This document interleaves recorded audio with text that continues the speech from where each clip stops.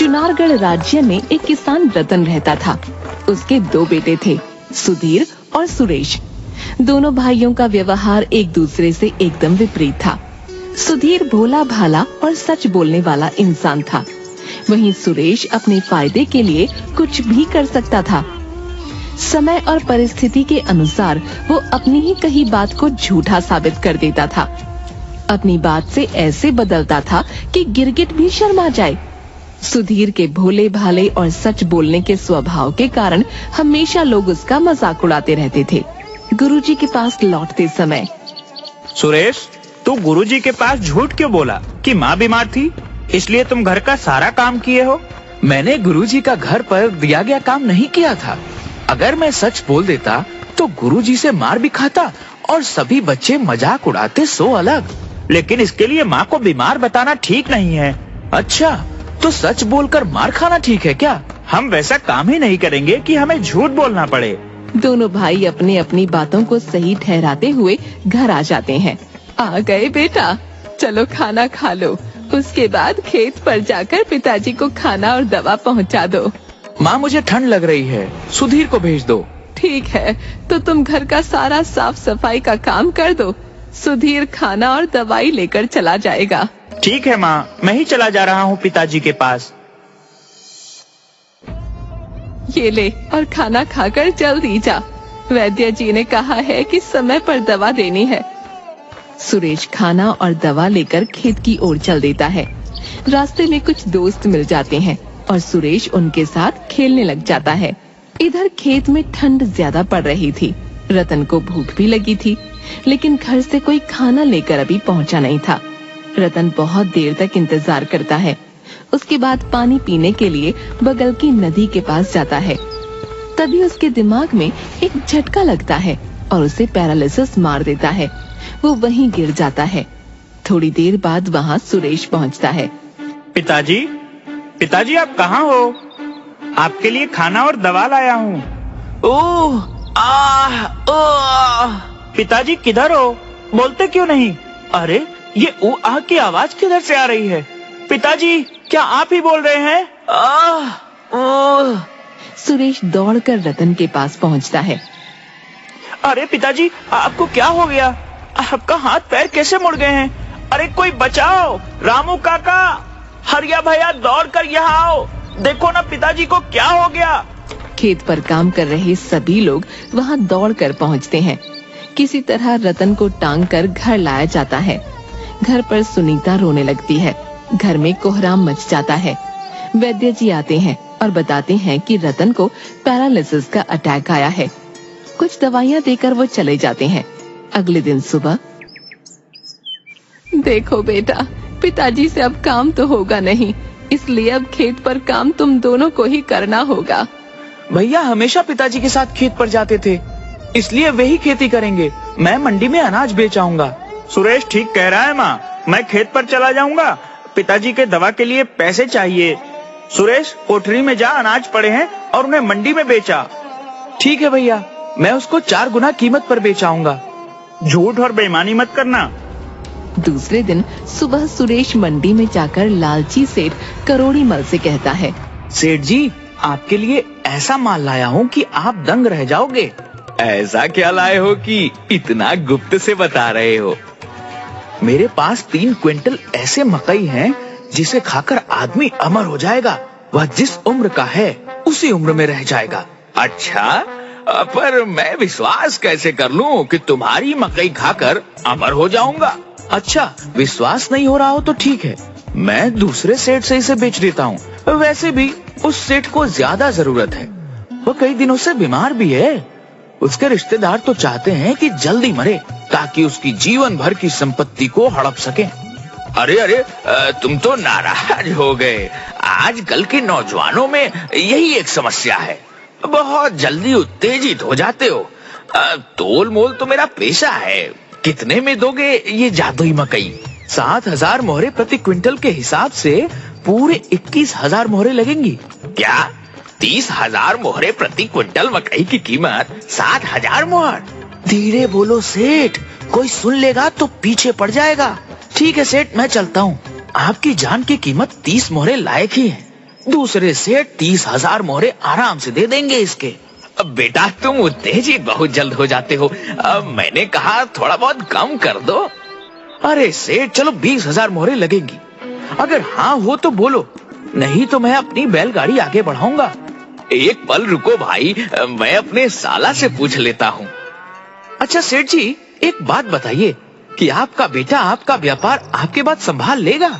अरे वही ठीक होता तो साला को बुलाता कारोबार संभालने के लिए। यानी आपके बाद आपके साला आपके जीवन भर की पूंजी का मालिक होगा। अच्छा, आपका साला मूर्ख है क्या? क्या बकते हो? वह व्यापार को दिन दुनी और रात चौगुनी बढ़ा सकता है। उसे हर नाफा नुकसान का ज्ञान है। तो वह चाहेगा कि आप अमर हो जाएं और वह जीवन भर आपके यहाँ नौकरी करे? नहीं नहीं, कभी नहीं चाहेगा। वो तो चाहता है कि कब मैं आंख बंद करूं और वह मेरे बेटे को बेदखल कर राज करे। ऐसा करो, तुम 20,000 मोहरे लो, मैं अपने आदमी से बोरिया उतरवा लेता हूँ। तुमने बहुत ज्ञान की बात बताई है। अब एक और ज्ञान की बात सुन लो सेठ जी, ये मकई जादुई है।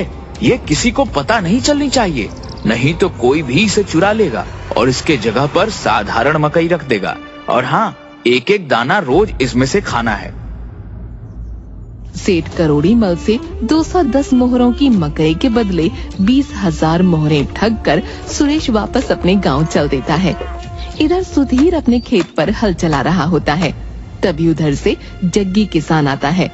अरे बेटा सुधीर, मैं जरा अपने बेटे को नानी के घर पहुंचाने जा रहा हूँ, तुम मेरा खेत जोत दो। ठीक है काका, आप जाओ, मैं आपका खेत जोत दे रहा हूँ। उधर सुरेश मंडी से लौट रहा था तो देखा कि सुधीर जग्गी काका का खेत जोत रहा है। अरे भाई, तू यहाँ क्यों काम कर रहा है? अपने खेत का काम पूरा हो गया क्या? नहीं भाई, वो जग्गी काका अपने बेटा को नानी घर छोड़ने गए हैं। उन्होंने कहा है कि पहले मेरा खेत जोत देना। अरे भाई, वो तो अपना काम करने गया हुआ है और तू यहाँ अपना काम छोड़कर उसका काम कर रहा है। शाम हो गया है, चला बैलगाड़ी पर बैठ, घर चलते हैं। दोनों बैलगाड़ी पर बैठकर घर चल देते हैं। अरे ये बैलगाड़ी पर मिठाइयाँ और जलेबियाँ किसकी हैं? इतने सारे नए कपड़े कहाँ से आए? अरे इसमें मेरे, तुम्हारे, माँ और पिताजी के लिए कपड़े हैं। उस पतीले में मिठाइयाँ हैं।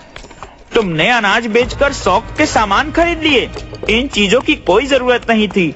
अभी हमारे लिए सबसे जरूरी पिताजी की दवाइयाँ और पौष्टिक खाने हैं। अरे भैया, मैं दवा भी लाया हूँ।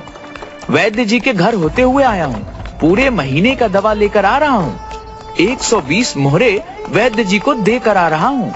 दोनों बातें करते हुए घर पहुंच जाते हैं। माँ सुनीता बाहर ही खड़ी दोनों का इंतजार कर रही थी। अरे सुरेश, तुम तो मंडी गए थे ना, फिर ये सुधीर कहाँ मिल गया तुम्हें? माँ, मैं मंडी से लौट रहा था तो देखा कि भैया अपना खेत छोड़कर जग्गी काका के खेत जोत रहा था। फिर मैं इसे गाड़ी पर बिठा कर ले आया। क्यों सुधीर, अपना काम छोड़ दूसरे का काम क्यों कर रहा था? वो माँ, जग्गी काका अपने बेटे को उसके नानी घर छोड़ने गए हैं। उन्होंने कहा कि थोड़ा मेरा खेत जोत दो। अच्छा, तो मना कर देते, बोल देते कि मुझे अपना काम है, मैं नहीं कर सकता आपका काम। ऐसे कैसे बोल देता? वह हमसे बड़े हैं, उन्हें हम इस तरह नहीं बोल सकते। माँ देखो, सुरेश अनाज बेचकर सारे पैसे का मिठाइयाँ और दवाई ले आया है। एक भी पैसा घर खर्च के लिए बचा कर नहीं लाया।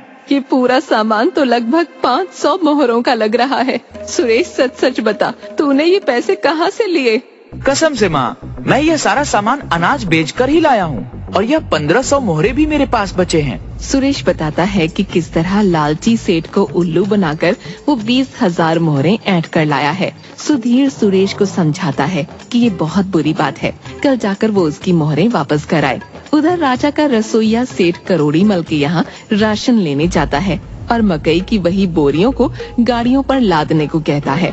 महाराज जी, ये 3 बोरियां छोड़कर आप कोई भी मकई की बोरियां हमारे दुकान में से ले सकते हैं, पर मैं ये आपको नहीं दे सकता।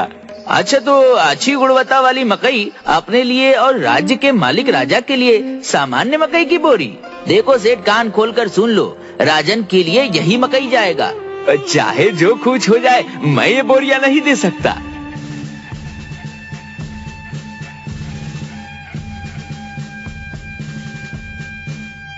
क्या बात है मंत्री जी, ये शाही रसोइया को क्यों यहाँ लाए हैं? महाराज, शाही रसोइया और सेठ करोड़ीमल दोनों बाजार में झगड़ रहे थे। महाराज, ये सेठ करोड़ीमल अच्छे मकई को अपने खाने के लिए रखता है और खराब मकई को शाही भंडार में भेजता है। महाराज की जय हो। महाराज, मुझे न्याय चाहिए। मकई की यह 3 बोरियों के अलावा दुकान में जितनी भी मकई की बोरियां हैं उनमें से कोई भी आप इस्तेमाल कर सकते हैं, लेकिन मैं इन 3 बोरियों को नहीं दे सकता। अच्छा, ऐसी क्या खास बात है इन 3 बोरी मकई में जो तुम हमें ये नहीं दे सकते? महाराज, ये जादुई मकई की बोरियां हैं। इसको सेवन करने से आदमी अमर हो जाता है। वह कभी बूढ़ा नहीं होगा, जिस अवस्था में है उसी अवस्था में रहेगा। इसे हमने एक किसान से 20,000 मोहरे देकर खरीदे हैं। महाराज, दुनिया में ऐसी कोई चीज नहीं है जो इंसान को अमर बना दे। यह सेठ झूठ बोलकर हमें बहला रहा है। 200 मोहर के मकई को 20,000 मोहर में कौन बुद्धू खरीदेगा? उस किसान को बुलाओ, दूध का दूध और पानी का पानी हो जाएगा। सैनिक सेठ करोड़ीमल के बताए हुए हुलिये पर सुरेश को पकड़कर राजा के पास पेश करते हैं। राजा के पास सुरेश सच सच बता देता है कि वो करोड़ीमल से पैसा ठगने के लिए ऐसा करके आया था। सुरेश, तुमने बेईमानी और चालाकी से सेठ का मोहरे ऐंठ लिया है। इस अपराध के लिए हम तुम्हें 3 साल के कारावास की सजा सुनाते हैं। साथ ही करोड़ीमल को लालच न करने का चेतावनी दी जाती है। महाराज की जय हो। मेरा नाम सुधीर है और मैं इसका बड़ा भाई हूँ। महाराज, हमारे गुरुजी बताए हैं कि अपराधी अगर अपनी गलती को स्वीकार कर ले तो उसे सुधारने का अवसर अवश्य प्रदान करना चाहिए। बातें तो बहुत अच्छी और समझदारी वाली करते हो बालक, लेकिन अपराध की सजा तो मिलनी ही चाहिए। क्या कहते हैं मंत्री जी? जी महाराज, आप सही बोल रहे हैं। ठीक है, कल सुबह जो भी पहला 3 लोग मदद के लिए आएंगे उनकी मदद तुम्हें करनी होगी। तुम्हारे पास 20,000 मोहरों में से 500 मोहरे अपने पास रखकर शेष मोहरों को मदद में लगाने की इजाजत है। दूसरे दिन सुबह पहला फरियादी एक बूढ़ी औरत आती है। महाराज की जय हो। कल रात आंधी में मेरा घर गिर गया, मेरी बकरी भी दबकर मर गई, मेरा कोई नहीं है। अब मैं क्या करूं? कैसे जीवन यापन करूं? बताओ, इनकी मदद कैसे करनी चाहिए? महाराज, इसे 5,000 मोहरे दे देते हैं। सुधीर, तुम क्या कहना चाहते हो? महाराज, मुझे लगता है कि 2 और फरियादी को पहले सुन लेते हैं। हो सकता है कि उन्हें इनसे ज्यादा की जरूरत हो। बहुत अच्छे, और फरियादी बुलाए जाएं। महाराज की जय हो। मैं एक राजमिस्त्री हूँ। मुझे काम 10 दिन बाद मिला है। 3 दिन से बैठा हूँ। 10 दिनों के घर खर्च के लिए कुछ मदद मिल जाती तो बहुत कृपा होती। ठीक है, अभी बाहर प्रतीक्षा करो। तीसरा फरियादी को बुलाया जाए। महाराज की जय हो। मैं एक पुजारी हूँ। मेरे मंदिर की कुटिया में अनाथ बच्चे रहते हैं, लेकिन जंगली जानवरों के आतंक से परेशान हूँ। आप कार्य तो बहुत ही अच्छा कर रहे हैं पुजारी जी। बताइए, हम कैसे सहायता करें आपकी? कृपया मेरे मंदिर के प्रांगण को पक्की 4 दीवारी घिरवाने की व्यवस्था की जाए और बच्चों की देखभाल करने के लिए एक आदमी की व्यवस्था की जाए। अब बताओ, इनकी मदद कैसे किया जाए? महाराज, इन सभी को बचे हुए 19,500 मोहरों में से मोहरे बांट कर दे देते हैं। सभी की जरूरत पूरी हो जाएगी। सुधीर, तुम्हारा क्या विचार है? महाराज, पुजारी जी को बच्चों को देखभाल और खाना पकाने के लिए एक आड़ की जरूरत है, राजमिस्त्री को काम की जरूरत है और बूढ़ी माँ को एक सहारे की जरूरत है। हाँ, ये तो तीनों फरियादी ने बताया अभी। अब क्या करना है ये बताओ। हमें लगता है कि पुजारी जी के अनाथ बच्चों के खाने और देखभाल के लिए बूढ़ी माँ उपयुक्त हैं। इनका कोई भी नहीं है तो एक दूसरे को सहारा हो जाएगा। बहुत अच्छे बालक, लेकिन राजमिस्त्री के लिए क्या किया जाए? महाराज, पुजारी के मंदिर के प्रांगण के चारों ओर 4 दीवारी बहुत जरूरी है ताकि बच्चे जानवरों से सुरक्षित रहें। राजमिस्त्री को उसी काम में लगा दिया जाए। बहुत अच्छा। सेठ करोड़ीमल के बचे हुए मोहरों को मंदिर में दान कर दिया जाए ताकि उससे बच्चों का भला हो सके और 4 दीवारी के लिए काम आए। वाह, मैं तुम्हारे न्याय से बहुत प्रसन्न हुआ। तुम्हारे भाई का सजा माफ किया जाता है और तुम्हें मंत्री जी का सहायक नियुक्त किया जाता है। हमें ऐसे ही नेक दिल और ईमानदार आदमी की जरूरत है।